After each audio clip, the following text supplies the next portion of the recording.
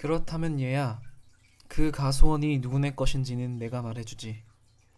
난 그 집 사과가 도둑맞았다는 걸 벌써 오래전부터 알고 있었고, 주인이 누가 과일을 훔쳐갔는지 말해주는 사람한테는 이 마르크를 주겠다고 말했다는 사실도 알고 있지. 맙소사, 나는 소리쳤다.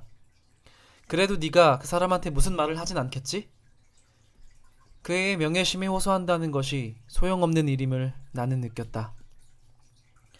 그 애는 다른 세계에서 왔다.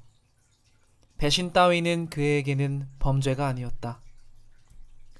이런 일에 있어서는 다른 세계에서 온 사람들은 우리들과는 다르다는 것을 나는 정확하게 느꼈다. 무슨 말을 하진 않겠지? 크로모가 웃었다. 이봐 친구, 내가 직접 이 마르크 동전을 만들어낼 수 있는 화폐 위조범이라도 된다고 생각하는 거야? 난 가난한 놈이야. 너처럼 부자 아버지가 없단 말이야. 그러니 이 마르크를 벌 수 있다면 벌어야지. 어쩌면 주인은 더 줄지도 모르지. 그러더니 갑자기 나를 다시 놓았다. 우리 집 현관 마루에는 이제 더 이상 평화와 안전의 냄새가 나지 않았다. 세계가 내 주위에서 무너졌다. 그 애가 떠들고 다니겠지. 내가 죄를 지었다고. 그 말을 아버지한테도 하겠지. 어쩌면 경찰까지 오겠지. 모든 혼돈의 공포가 나를 위협하고 있었다. 모든 흉측하고 위험한 것이 일제히 나에게 맞서고 있었다. 내가 훔치지 않았다는 것은 이제 문제가 되지 않았다. 나는 맹세까지 하지 않았던가? 세상에, 하느님 맙소사. 눈물이 핑 돌았다. 매수를 해서 나를 구해야겠다고 느꼈다. 절망하여 모든 호주머니를 뒤졌다. 사과도 주머니 칼도 없었다. 아무것도 없었다. 그때 내 시계 생각이 났다. 그것은 낡은 은시계였는데 가지는 않았다. 그냥 그렇게 차고 다니는 물건이었다. 할머니가 물려주신 시계였다. 얼른 그걸 꺼냈다. 나는 말했다. 크로모, 들어봐. 내 이름을 말해서는 안 돼. 그건 너한테도 안 좋을 거야. 내 시계를 줄게. 자, 봐. 미안하지만 다른 건 아무것도 가진 게 없어. 너 가져도 돼. 이거 은이야. 내부 장치도 좋아. 조금 고장나긴 했지만 고치면 돼. 그 애는 미소를 띠고 그 시계를 자기의 커다란 손 안에 넣었다. 그 손을 보며 나는 그것이 얼마나 우악스러우며 나에 대한 깊은 적개심으로 가득 차 있는가를 느꼈다. 그것이 내 삶과 평화를 움켜잡으려 뻗쳐오고 있음을 느꼈다. 그거 은이야. 나는 수줍게 말했다. 네 고물 윤식에 따위는 관심 없어. 그는 깊은 경멸을 띠고 말했다. 너나 고쳤어. 하지만 프란츠, 나는 그가 휙 가버리지 않을까 하는 두려움에 떨며 외쳤다. 잠깐만 기다려. 이 시계 가져. 정말 은이야. 진짜란 말이야. 그리고 난 다른 건 아무것도 없어. 그 애는 싸늘한 경멸을 띠고 나를 바라보았다. 그러니까 알긴 아는구나. 내가 누구한테 갈 건지. 그 말을 경찰한테 할 수도 있어. 순경 아저씨를 내가 잘 아니까 말이야. 그 애는 가려고 몸을 돌렸다. 나는 그 애의 옷소매를 붙잡았다. 그렇게 되어서는 안 되었다. 그 애가 그렇게 떠나면 일어나게 될 그 모든 것을 겪느니 차라리 죽는 편이 훨씬 나을 것 같았다. 흥분으로 목이 쉬어 내가 애걸했다. 프란츠, 멍청한 짓 하지마. 분명 그냥 재미로 그래보는 거지? 그렇고 말고 재미로 그래보는 거지. 하지만 네가 치를 값은 비쌀 수도 있지. 말 좀 해줘 프란츠. 내가 어떻게 해야 할지. 뭐든 하겠어. 그는 반쯤 내리깐 눈으로 나를 지그시 바라보더니 다시 웃었다. 그렇게 멍청하게 굴지마. 그는 선심이라도 쓰듯 말했다. 너는 나처럼 훤히 알잖아? 난 이 마르크를 벌 수 있어. 그리고 난 그 돈을 내던져 버릴 수 있는 부자가 아니고 말이야. 그건 너도 알지. 그런데 넌 부자야. 시계도 있잖아. 넌 나한테 이 마르크를 주기만 하면 돼. 그럼 끝이지. 나는 그 논리를 이해했다. 그러나 이 마르크라니. 이 마르크란 나한테는 10마르크, 100마르크, 1000마르크나 마찬가지로 도달할 수 없게 큰 돈이었다. 나는 돈이 없었다. 어머니 곁에 놓아둔 저금통이 있었다. 거기에는 아저씨가 오신다든지 그럴 때 받은 몇 개의 10페니히 또는 5페니히짜리 동전이 들어있었다. 그 밖에는 아무것도 없었다. 그 나이에는 아직 용돈은 받지 않았던 것이다. 난 아무것도 없어. 내가 슬프게 말했다. 난 돈이 없어. 그러나 그 밖에는 내게 뭐든 다 주겠어. 내게는 인디언 책이 있고 병정들이 있고 나침반도 있어. 그걸 가져다 줄게. 크로머는 다만 뻔뻔하고 심술궂게 입을 움칫하며 바닥에 침을 탁 뱉었을 뿐이었다. 헛소리 집어치워! 그가 명령하듯 말했다. 네 고물 잡동사니들은 너나 가지고 있어. 나침반이라고? 날 더 이상 화나게 하지 마라. 잘 들어. 돈을 가져와. 하지만 난 돈이 없는걸. 나는 돈을 받아본 적이 없어. 어떻게 할 길이 없다고. 내일 나한테 2마르크를 가져오는 거야. 학교가 끝난 뒤 저 아래 시장에서 기다릴게. 그럼 끝이야. 만약 네가 돈을 안 가져오면 알지?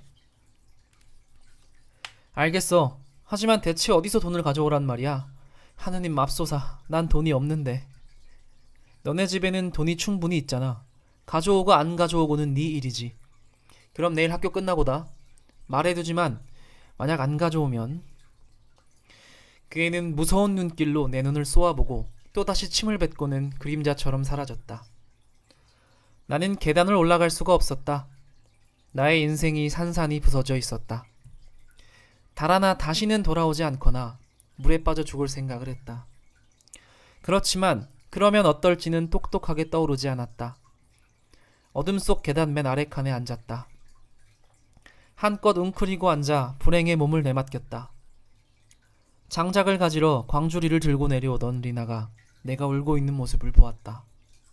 나는 리나에게 위에 가서는 아무 말도 말라고 부탁하고 올라갔다. 유리문 곁의 옷걸이에는 아버지의 모자가 걸려 있었다. 어머니의 양산도 걸려 있었다. 이 모든 물건으로부터 왈칵 고향과 애정이 나에게로 밀려왔다. 나의 마음은 뭉클하게 그것들을 반겼다. 애원하며 감사하며 탕아가 옛 고향의 방을 보고 냄새 맡으며 그러듯이 그러나 그 모든 것은 이제 내 것이 아니었다. 그 모든 것은 아버지와 어머니의 밝은 세계였으며 나는 깊이 재지은 채 낯선 홍수에 잠겨 있었다. 모험과 제약에 얽혀들어 적의 위협을 받고 있었다. 위험, 불안, 치욕이 기다리고 있었다. 모자와 양산, 오래된 질 좋은 사암바닥, 마루장식장 위에 걸린 커다란 그림, 그리고 그 안쪽 거실에서부터 들려오는 누나의 목소리. 그 모든 것은 그 어느 때보다도 더 사랑스럽고 다정하고 귀한 것이었다. 그러나 더 이상 위로가 아니었으며 확실한 자산도 아니었다. 온통 비난이었다. 그 모든 것은 더 이상 내 것이 아니었고 나는 그러한 명랑함과 고요함에 끼어들 수가 없었다. 나는 내 구두에다 더러움을 묻혀왔다. 발갈개에 문질러 닦아낼 수 없는 더러움이었다. 고향의 세계는 알지 못하는 그림자를 나를 끌고 왔던 것이다.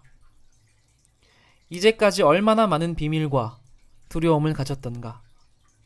그러나 그 모든 것은 내가 오늘 이 공간으로 끌고 온 것에 비하면 놀이이고 장난이었다.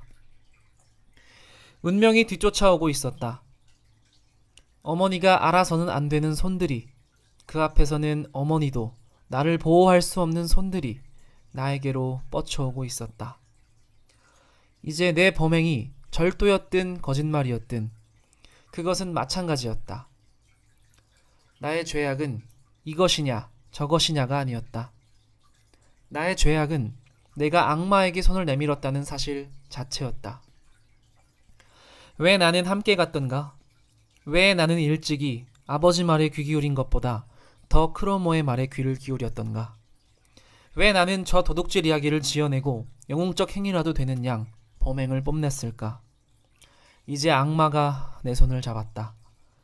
이제 적이 나를 뒤쫓고 있었다.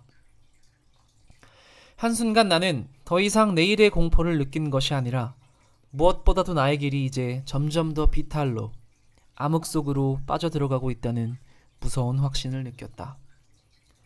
나는 똑똑하게 감지하고 있었다. 나의 잘못에 이제 새로운 잘못들이 뒤이어질 게 틀림없다는 것. 너희들 곁에 내가 나타나고 부모님께 인사하고 키스하는 것이 거짓이라는 것. 나만이 아는 운명과 비밀 하나를 지니게 되리라는 것을. 아버지의 모자를 보자 한순간 신뢰와 희망이 내 마음속에서 번쩍 떠올랐다. 아버지께 모든 이야기를 하리라. 아버지의 판결과 아버지의 처벌을 받아들이고 아버지를 내 비밀의 공유자이자 구원자로 만들리라. 그것은 내가 자주 감내해냈던 참회 하나에 불과하리라. 힘들고 가혹한 시간, 힘들고 후회에 찬 용서를 구함에 불과하리라. 이런 생각은 얼마나 달콤하게 들렸던가. 얼마나 아름답게 유혹했던가. 그러나 일이 그렇게 되지는 않았다. 내가 그러지 못하리라는 것을 나는 알고 있었다. 내가 지금 하나의 비밀을, 하나의 죄를 지니고 있으며 그것은 나 혼자 스스로 삼켜내야 한다는 것을 알고 있었다. 어쩌면 나는 바로 지금 갈림길에 서 있는지도 몰랐다. 어쩌면 나는 이 시각부터는 영원히 나쁜 것에 소속되고 나쁜 사람들과 비밀을 공유하고 그들에게 종속되고 그들에게 복종하고 분명 그들 같은 사람이 되리라. 잠시 어른 행세를, 영웅의 연기를 했었다. 이제 나는 그 결과를 감당해야 했다. 내가 방으로 들어섰을 때 아버지께서 내 젖은 구두만 보신 것이 나에게는 다행이었다. 그것이 관심을 돌려 아버지는 더 나쁜 것을 알아차리지 못하셨다. 그 정도 비난은 견딜만 했다. 그 비난은 나는 남몰래 다른 것과 연관시켰다. 그때 마음속에서 이상하게도 새로운 느낌 하나가 불꽃처럼 번뜩였다. 뽑히지 않는 미늘들이 가득 박힌 듯한 날카롭고 불길한 느낌이었다. 나는 내가 아버지보다 우월하다고 느꼈던 것이다. 한순간 아버지의 무지에 대한 약간의 경멸을 느꼈던 것이다. 젖은 장화에 대한 비난은 내게는 소소해 보였다. 아버지가 아신다면 하고 나는 생각했는데 살인죄를 고백해야 되는 판에 조그만 빵 하나를 훔친 죄로 신문을 받는 범죄자처럼 내 자신이 느껴졌던 것이다. 그것은 추악하고도 꺼림칙한 느낌이었다. 그러나 강렬했으며 깊은 매력을 지니고 있었다. 그 느낌은 그 어떤 다른 생각보다도 더 단단하게 내 비밀과 죄의 나를 결박하였다. 어쩌면 지금쯤 그 크로머 녀석은 벌써 경찰한테로 가서 내 이름을 댔겠지. 천둥번개가 이제 내 머리 위로 몰려오겠지. 여기까지 이야기한 이 모든 체험에서는 이 순간이 중요한 순간이다. 그것은 아버지의 신성함에 그어진 첫 칼자국이었다. 내 유년 생활을 떠받치고 있는, 그리고 누구든 자신이 되기 전에 깨트려야 하는 큰 기둥에 그어진 첫 칼자국이었다. 우리들 운명의 내면적이고 본질적인 선은 아무도 보지 못한 이런 체험들로 이루어진다. 그런 칼자국과 균열은 다시 늘어난다. 그것들은 치료되고 잊혀지지만 가장 비밀스러운 방 안에서 살아있으며 계속 피 흘린다. 그 새로운 느낌에 곧 나 자신이 무서워졌다. 나는 곧바로 엎드려 아버지의 발에 키스라도 하여 사죄하고 싶었다. 그러나 본질적인 것은 아무것도 사죄할 수 없는 법. 어린아이도 그쯤은 어떤 현자 못지않게 느끼고 한다. 내일에 대해 곰곰이 생각해보고 내일에 대해 이리저리 궁리해볼 필요성을 느꼈다. 그러나 나는 거기에 이르지 못했다. 저녁 내내 나는 오로지 우리 거실에 달라진 공기에 익숙해지느라 여념이 없었다. 벽시계와 테이블, 성경과 거울, 벽에 붙은 책선방과 그림들이 말하자면 나에게 이별을 고하고 있었다. 나의 세계가, 행복하고 아름다운 나의 삶이 과거가 되며 나로부터 떨어져 나가는 것을 나는 얼어붙은 가슴으로 바라보고 있어야 했다. 그리고 내가 빨아들이는 새뿌리가 되어 바깥에 어둠과 낯선 것에 닷을 내리고 붙박여 있는 것을 감지해야만 했다. 처음으로 나는 죽음을 맛보았다. 죽음은 쓴맛이었다. 왜냐하면 그것은 탄생이니까. 두려운 새 삶에 대한 불안과 걱정이니까. 마침내 침대에 눕게 되었을 때 나는 기뻤다. 조금 전에 마지막 연옥의 불로써 저녁 기도가 내 몸을 휘감고 지나갔던 것이다. 거기다 노래까지 하나 불렀는데 내가 제일 좋아하는 노래의 하나였다. 아, 나는 함께 노래하지 못했다. 하나하나가 나에게는 쓸개즙이자 독약이었던 것이다. 나는 함께 기도하지 않았다. 아버지가 축복을 내리며 저희 모두와 함께 하소서 하고 끝내실 때 그때 내 몸을 스쳐간 경련이 나를 단번에 이 테두리에서 몰아냈다. 하나님의 은총이 식구들 모두와 함께 있었다. 그러나 이제 나와 함께 있진 않았다. 몹시 지쳐떨며 나는 떠났다. 한동안 내가 누워있었던 침대 속에서 따뜻함과 안정감이 다정하게 나를 감쌌을 때 나의 마음은 다시 불안 속을 헤매었고 지나간 일주일을 불안하게 퍼덕였다. 어머니는 내게 늘 그러듯이 잘 자라는 말을 했다. 어머니 발소리의 여운이 아직 방 안에 남아있었다.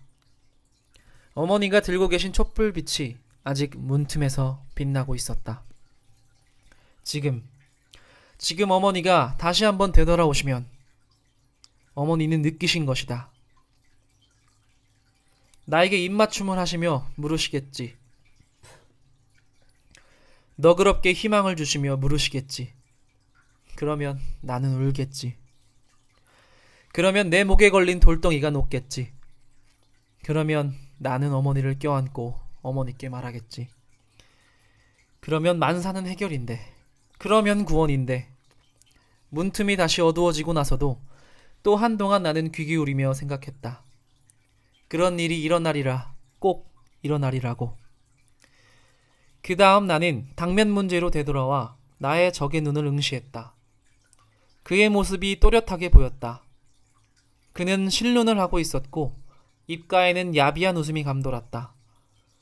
그리고 내가 그를 바라보며 피할 수 없는 이를 속으로 삼킴에 따라 그는 더 커지고 더 추해졌다. 그의 사악한 눈은 악마처럼 번뜩였다. 그는 내가 잠들 때까지 바짝 내 곁에 있었다. 그러나 잠든 다음 그의 꿈을 꾸지는 않았다. 오늘에 대해서도 꿈꾸지 않았다. 꿈에 보인 것은 우리가 부모님과 누이들과 내가 한 배를 타고 가는데 온통 휴일의 평화와 광채가 우리를 애워싸는 것이었다.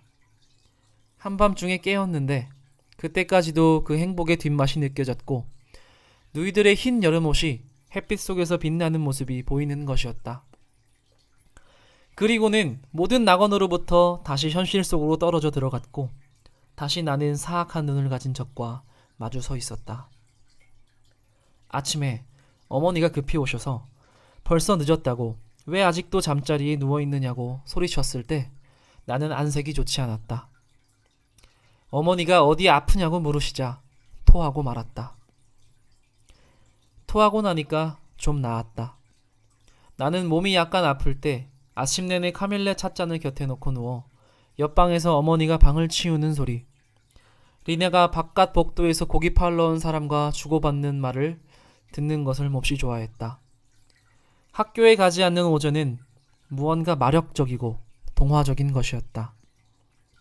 그럴 때 햇살은 방 안으로 어른어른 장난치듯 비쳐들었는데 학교에서 초록 커튼을 따라 떨어졌던 그 햇살이 아니었다. 그런데 그것까지도 오늘은 만나지 않았으며 다른 음조를 띠고 있었다.